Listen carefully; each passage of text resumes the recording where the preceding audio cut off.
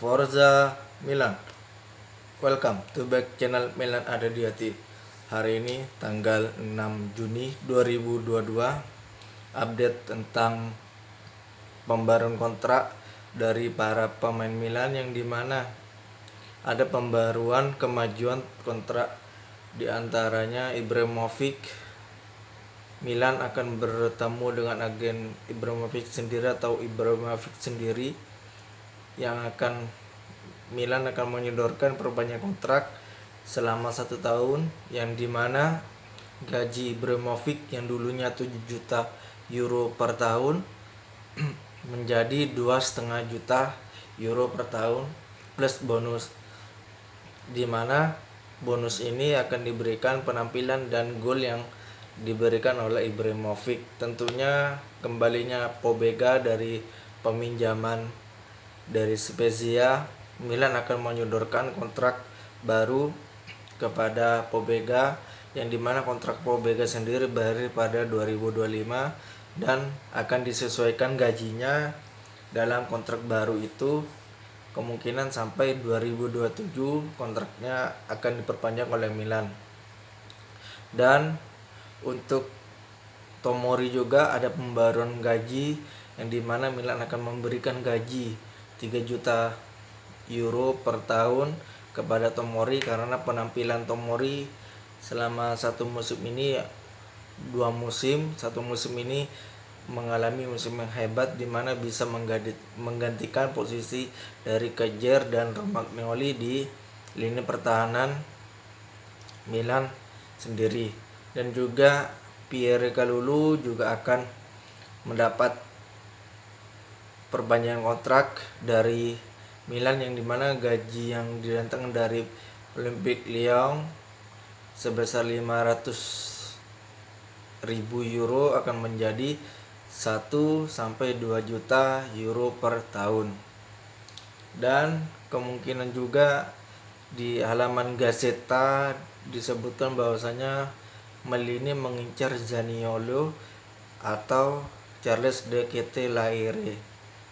Kemungkinan yang akan menjadi sayap kanan kemungkinan besar adalah Charles de Ketelaere, yang dimana kita tahu Milan mempunyai opsi untuk memperpanjang kontrak Mesias. Tentunya Maldini berlibur di Ibiza akan bertemu agen dari Mesias dan juga Botman, yang dimana di IG Botman yang terakhir kali terdapat berlibur ke Ibiza. Ibiza juga terdapat Paolo Maldini. Tentunya ini adalah sinyal positif bagi Milan dan tentunya Milanisti di dunia. Dan untuk perekrutan juga antara Botman atau Bremer, kemungkinan ini adalah opsi, yang dimana Milan menjalani 3 kompetisi musim depan. Kemungkinan dua-duanya bisa direkrut Milan, sebagaimana apabila Milan kekurangan back di tengah, bisa jadi ini adalah persoalan bagi Milan sendiri. Dan opsi direkrutnya Bremer dan Botman ke Milan akan mempengaruhi besar di sisi pertahanan. Tentunya juga pertahanan juga kembalinya Pizzari akan menggantikan Mirante di posisi kiper ketiga musim depan 2022-2023. Tentunya ini positif sekali karena Pizzari kita tahu dari Primavera sama dengan Donnarumma, yang dulu dari Primavera akan diangkat menjadi ke senior. di kompetisi ketiga kompetisi itu sangat baik untuk merotasi penjaga gawang dan pertahanan. Tahu apabila direkrutnya Romagnoli yang berakhir di 30 Juni ini dan akan merekrut Botman dan Bremer, ini adalah poin plus bagi Milan sendiri, karena Pioli tidak akan pusing-pusing mencari back. Tentunya adanya Simon Kjaer yang menjadi pembimbing di zona pertahanan Milan sendiri. Dan baik direkrutnya Bremer dan Botman akan menjadi solusi terpanjang Pioli dan tidak akan memikirkan pertahanan sendiri, baik ada yang cedera salah satunya dan absen karena akumulasi kartu. Dan tentunya Mesias akan bertemu dengan Paulo Maldini apabila mengurangi tuntutan penembusannya menjadi 2,5 juta. Mesias akan bergabung ke Milan dan Maldini juga kemungkinan besar akan juga mempertimbangkan Mesias. Apabila Mesias kemungkinan dipermainkan, tapi Maldini akan menunggu diskon dari Crotone, yang dimana Crotone juga degradasi ke Serie C, Liga Serie A, Lega Serie Italia. Dan tentunya ini menjadi bukti bahwa Milan sangat selektif dalam perekrutan pemain. Tentunya ada rumor juga bahwasanya Makers akan dikorbankan untuk mencari pemain karena kemungkinan Makers ini diuangkan. Prediksi untuk Milan ada di hati, kemungkinan Makers ini dipertahankan karena kita tahu tahun depan adalah musim yang sangat padat. 6 bulan sebelum Piala Dunia akan berlangsung, pasti banyak pemain yang dicadangkan dan di starting line up kan. Dan tentunya juga ini pertanda baik bagi rumor-rumor yang dikaitkan oleh Milan, di mana Milan berada di pot A Liga Champions 2022-2023, yang dimana keuntungan Milan bertemu tim mudah ditaklukkan semakin besar. Kemungkinan bisa menembus partai semifinal, itu adalah target manajemen selanjutnya. Dan tentunya adanya Gary Cardinale, bahwasanya Milan punya dua opsi, yang sama opsinya ini diterapkan oleh elite manajemen, bahwasanya Milan akan mempunyai stadion sendiri bersama Inter, tetapi Milan juga bisa berdiri sendiri membuat stadion dengan dana sendiri dari Redbit Capital Partner.